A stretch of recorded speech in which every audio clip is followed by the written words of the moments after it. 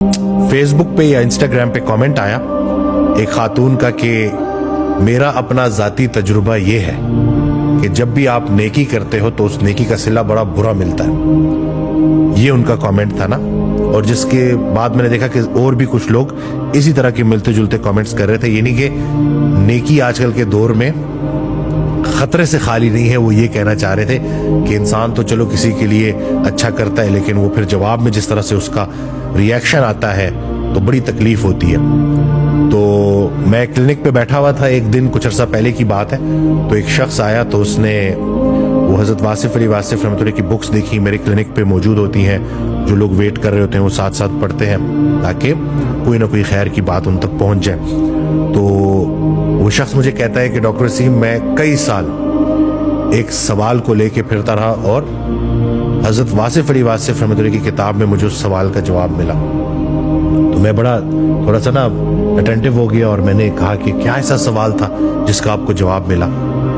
तो उसने जो सवाल बोला वो यही था कि नेकी अगर इतनी अच्छी चीज़ है तो नेकी का सिला इतना बुरा क्यों मिलता है, ये सवाल पूछा गया।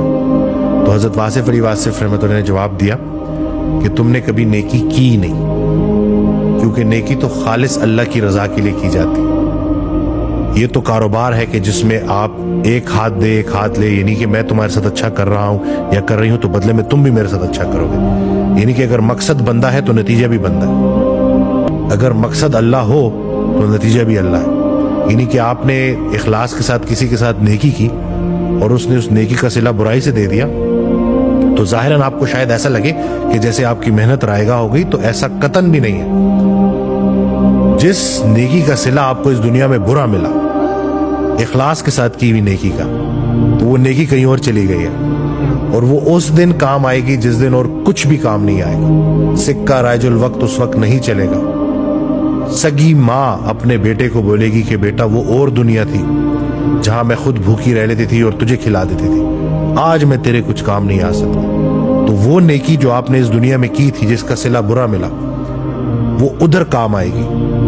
और दूसरा ये कि ये बात आप समझ लें कि लोगों के बुरे रवैये आपको बुरा इंसान बना दें तो ये मैं कहता हूं सबसे बड़ा अजाब है कि मुत्तकी ना रहे, मोमिन ना रहे लोगों के बुरे रवैये की वजह से।